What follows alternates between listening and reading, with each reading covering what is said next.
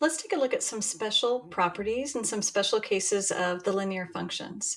In this video, we're going to take a look at vertical and horizontal lines, parallel and perpendicular, and we'll also look for intersection points of two lines. Starting off with vertical and horizontal lines, the first thing that you should notice as you look at part B here are how the equations don't have an x. Well, they just have one variable, I should say. They either have just the x or they have just the y, like B and D down here. You could change that. Remember, f and x and y are interchangeable. So I can change that to y is equal to 3. So each of these can be pretty quickly recognized as being either a vertical or a horizontal function. What we want to be able to do, though, is to graph it correctly. So this says that y is equal to 3. I can come up with some sample points. The only restriction I have on these sample points is that the y coordinate has to be 3. That means x could be anything. X could be 0, and it would match with a 3. X could be 1, it would match with a 3. X could be -2, and it would match with a 3, and so on. We can go ahead and plot these. So let's see, 0, 3 would be here. 1 for x, 3 for y is here. -2 for x, and then 3 for y is here. You'll notice that this gives me a vertical line that goes right through the y-axis. So when I see this equation, I read it as y equals 3, meaning it goes through the y-axis at 3. Okay, part B. So in this one, x equals 4. Well, here's where x is 4, so I'm expecting to go right through the x-axis at 4. It should be straighter than that. Let's go ahead and give ourselves some sample points just to verify. My only restriction is that x has to be a 4. So x is 4, y could be anything, like 0. X is 4, y could be, say, 3. X is 4, y could be, say, -4. As I plot these, 4 matches with a 0, there's that point. 4 matches with a 3 for y, there's that point. 4 for x matches with a -4 for y, there's that point. So this one goes right through the x-axis at 4. Now that we're seeing this pattern, we can plot these much more quickly. So this one says x is equal to -2. I find -2 on the x-axis, and I draw a line. This is a vertical line going right through the x-axis at -2.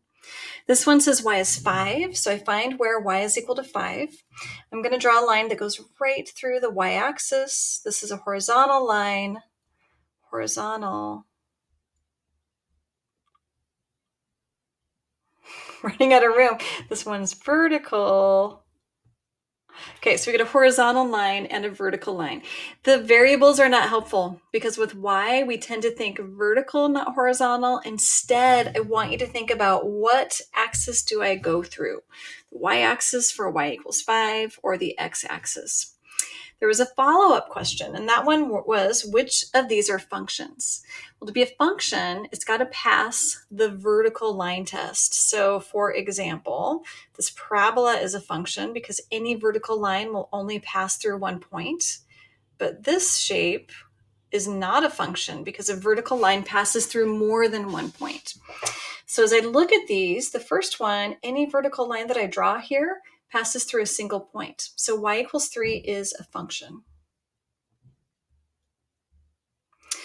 Part C, x equals -2, not a function. This is a vertical line. So this one would be no. B is also no, not a function. But D is yes, a function. Those are our horizontal and vertical lines. We also want to be able to determine intercepts. Intercepts, when you're looking for some easy points to work with, turn out to be the great ones to grab. So the x-intercept, let me just give you an example here. Let's say that this is our line. The point where it crosses the x-axis is the x-intercept. The point where it crosses the y-axis is the y-intercept. If I were to label these, let's say that this guy is -2, 0. So I have an x, but a 0 for y. If I were to label the y point, this guy might be something like 0, 1. So I've got 0 for x and some value for y. So in order to find these, in order to find an x-intercept, we start by letting y or f of x, since those are interchangeable, equal 0. In order to find a y-intercept, we start by letting x equal 0. The x-intercept, really because of this notation, are also called the zeros of the function. Let's go ahead and find some x and y intercepts. For part A, y equals 3x plus 6, we want to find an x-intercept. That means I want to keep the x. I'm going to let y equal 0. So I get 0 equals 3x plus 6. Negative 6 equals 3x. If I divide, x is negative 2. If I wanted to write that as a point, I would write that as negative 2 comma 0. To find the y-intercept, I want to keep the y, so I let x be 0. Y equals 3 times 0 plus 6. So y equals 6. 6. Here we go. So if I want to express this as a point, it would be y is 6. So 0 comma 6. Okay, next, B, f of x equals 5x. To find an x-intercept, I want to keep the x. So I'm going to let y, or f of x in this case, be 0. So 0 equals 5x. Divide both sides by 5. And x, 0 divided by 5 is 0. I would express that as 0 comma 0. To find the y-intercept, I'm going to let x be 0. So f of 0 is equal to 5 times 0. F of 0, this is my y-coordinate, is equal to also 0. 0 comma 0. If I were to plot this one, it looks kind of like this. You can always graph these to make sure that your intercepts are lining up as you think they should. Okay, so we found our intercepts. The first one had 2 intercepts, an x and a y. But the second one just had a single intercept. It happened to be the same one since it was the origin. Part D, parallel and perpendicular lines. Here is an example of a couple of parallel lines. Parallel lines, if I were to walk up these,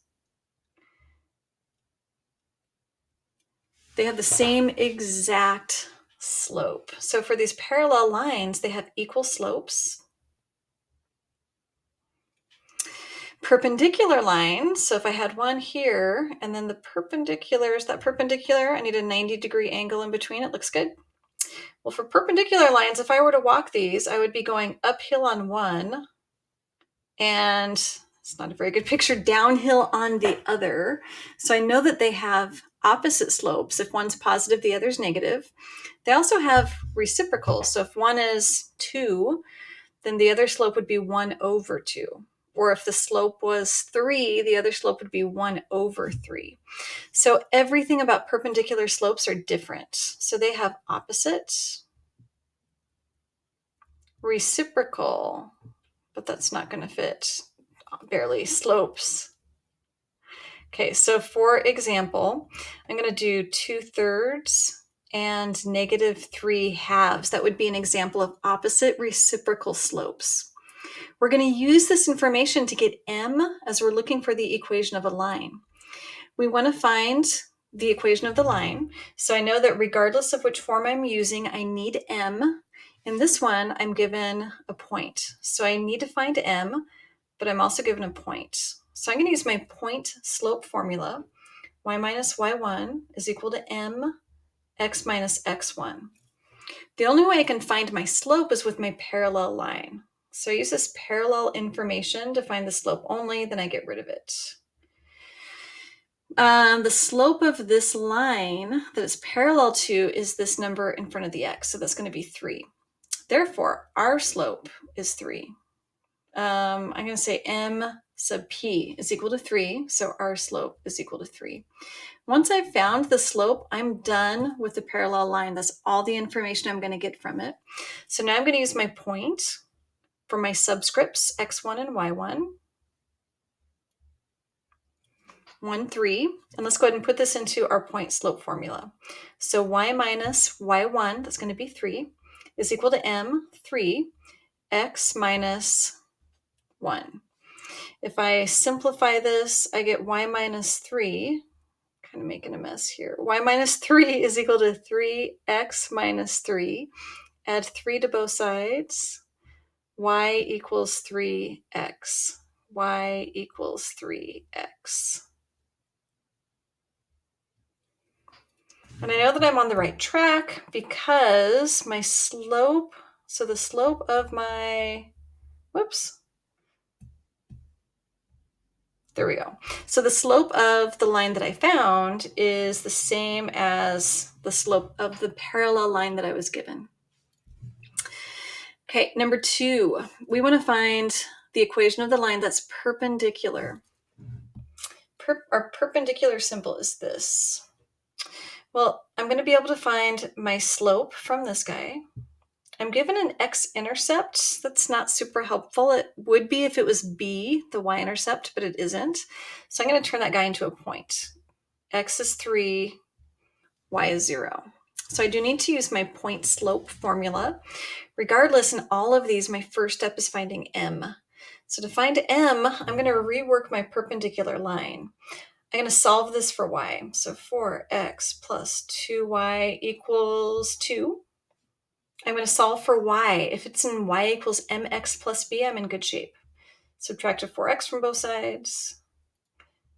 2y is equal to negative 4x plus 2, just putting it in that mx plus b order. Divide everybody by 2, solving for that y.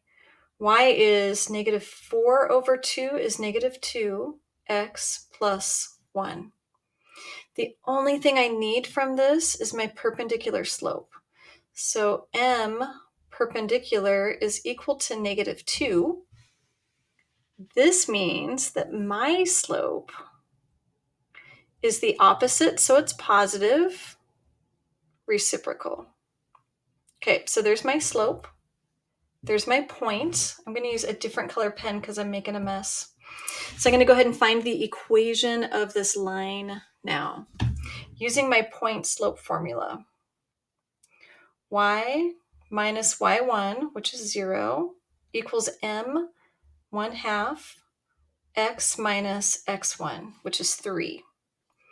So y is equal to 1/2 x, 1/2 minus 3. I'm going to write that as minus 3/2. Y equals 1/2 x minus 3/2. I hope your work is a little bit neater than mine, but there's our equation. And again, I know I'm on the right track because the slope that I have for my answer here, whoops, it just really wants to highlight that whole thing, doesn't it?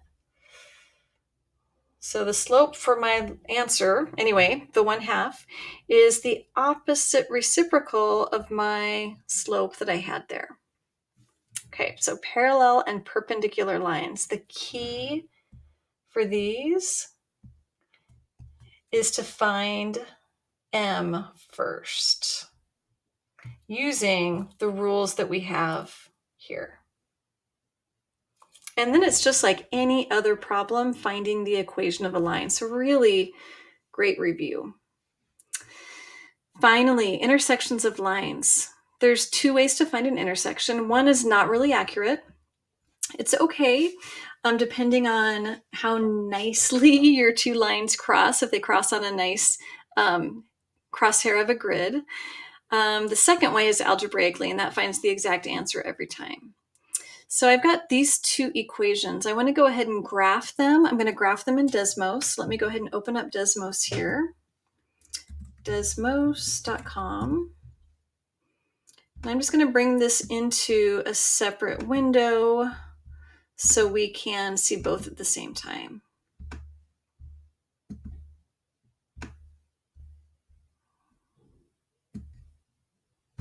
Okay. And then I'll make it bigger here so we can see the graph. But the first thing we want to do is to get these equations in here.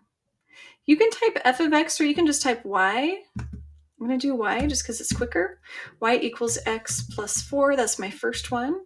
And the second one is y equals, that's the g of x, 3x plus 1. Okay, Desmos makes it so Nice.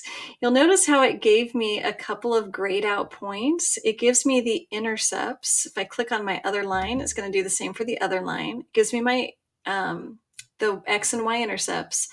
Also gives me this gray line, which is my point of intersection.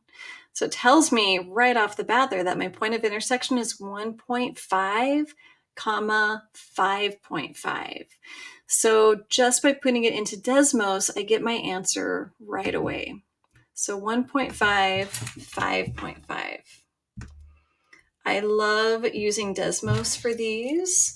I'm going to write that as an ordered pair, 1.5, comma 5.5. Let me make this just a little bit smaller. Okay.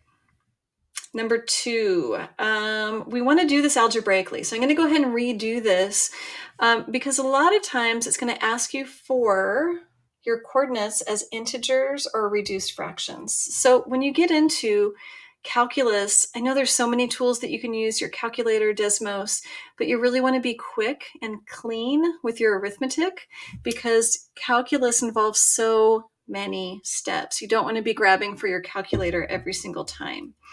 So we're going to go ahead and do this one algebraically. So I'm really going to write this instead as y equals x plus 4 and y equals 3x plus 1. To solve this, I'm going to go ahead and set these equal to one another. So I can go ahead and interchange those two y values.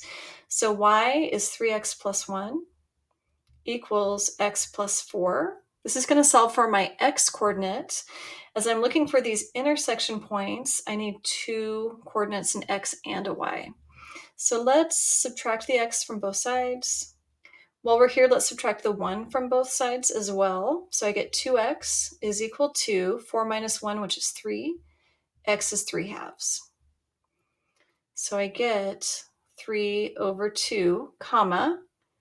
Now I'm going to go ahead and back substitute. I take my 3 halves. You can put it into either equation. It doesn't matter. This point falls on both lines. I'm going to put it into the first one because it just seems a little simpler. Y equals x, which is 3 halves, plus 4. Need a common denominator. So y is equal to 3 halves plus 8 halves, which is 11 halves. Which is the same, right, as 1.5 comma 5.5. Now I'm all for being efficient, so I do want to show you some tricks with the calculator. So I've got 1.5, but if it asks for an integer or a fraction, I can ask my calculator to do the conversion. You probably know this is 3 halves. So I'm going to do math, convert to fraction, enter, and it gives me the 3 halves. I can do the same thing with my 5.5.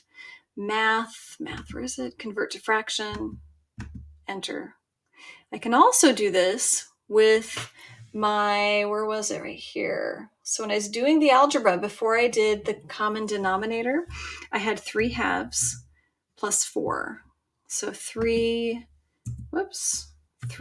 halves plus 4. I can hit enter to get the decimal, but I can also write from here, go math, and then convert to fraction, and then enter, and I get that same 11 halves. So you've got some really nice tools here to get everything in the fractional form that you want it. Okay, part B. So speaking of fractions, it's kind of ugly, right? But these are both written in the form that I can start off by setting them equal. Y equals, I can replace h of x and k of x with a y.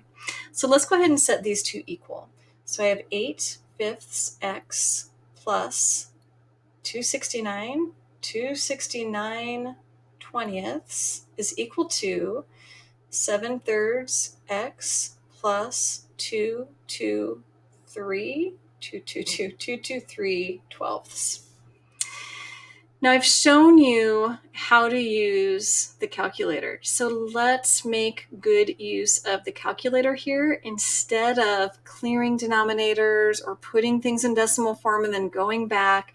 Instead, I'm going to show you how to just continue using the calculator. I'm going to subtract, and then I'm going to do the same thing. I'll do a different color here so it doesn't get too messy with the 269.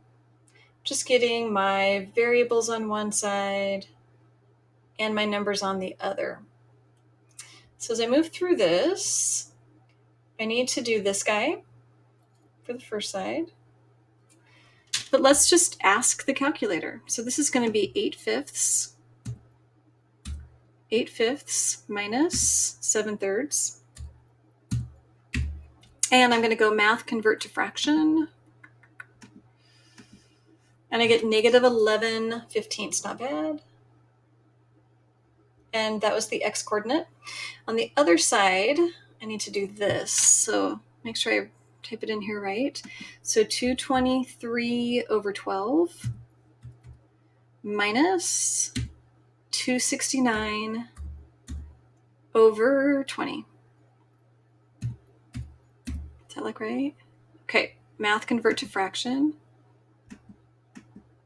And I get 77/15. To finish this off, I just need to multiply both sides by negative 15/11. This side by negative 15/11. Cancel, cancel. 11 goes into 77 7 times, so I get a negative 7. Lots of different ways that you can solve for that, right? But remember, you need an x and a y coordinate. I just found x. So I have negative 7. I need to put this into either equation to finish this off. It really doesn't matter which one. They're both kind of messy. Y is equal to 8/5 times negative 7 plus 269/20. Okay, I'm going to make good use of this calculator. 8/5 times, grab your negative down here by the equal, negative 7 plus 269/20.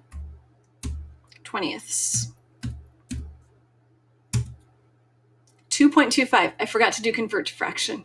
It's 2 1/4, right? But I can also get it in the form that we want. Math convert to fraction. 9/4. Yay. I know that's the answer too. I worked this out beforehand because it's so messy. Okay, negative 7 9/4. You could graph this in Desmos, and by this I mean these two equations in Desmos, and make sure that that is in fact your point of intersection. Okay, let's do the same thing with part C. Okay, good practice with some algebra. I can replace both of the function notations with y, which means I can set these two equal. So 9/4 x plus 119 tenths is equal to 9/5. Is that negative? Yes, negative 9/5 x minus 67/25. Okay, doing the same thing that I did up above, I'm going to let my calculator do the heavy lifting. I'm going to add 9/5 x to both sides. And then let's go ahead and subtract that 119 tenths from both sides.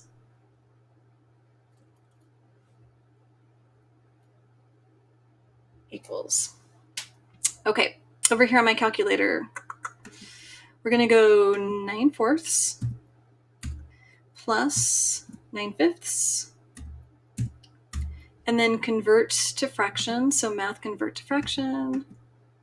81/20. Change back to purple. 81/20, and these were our x coefficients. And then on the other side, our constants were these. So we have negative, grab the negative down next to the equal, 67/25 minus 119/10. Get all that right? 67/25, 119 tenths. And then I want to do math convert to fraction.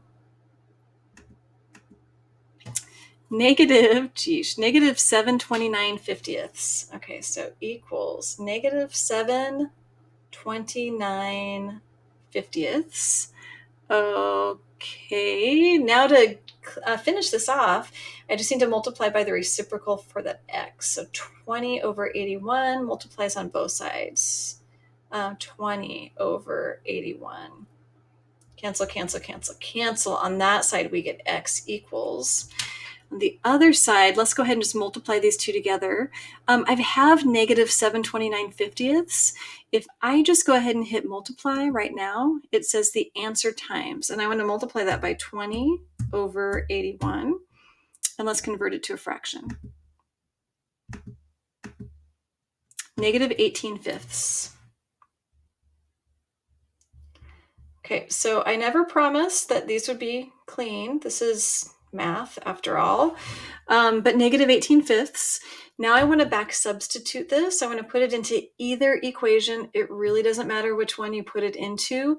I'm going to put it into the second one just because I can. Okay, so y equals what we need to solve for, negative 9 fifths times negative 18 fifths minus 67 25ths. It doesn't matter which one you put it into, you're going to get the same value for y. Remember, this is a point of intersection. So negative 9 fifths times negative, grab that little negative by the enter, 18 fifths minus, so I'm grabbing the minus now, which is my subtraction symbol. So minus, big minus, 67 over 25. If you forget to convert to fraction, no big deal. Over here, I'm just going to go back and I'm going to hit math. So it's going to grab that answer and convert it to a fraction. 19 fifths. Okay, so our point of intersection is negative 18 fifths, 19 fifths. And again, you could type both of those equations into Desmos to make sure that you've got the right answer.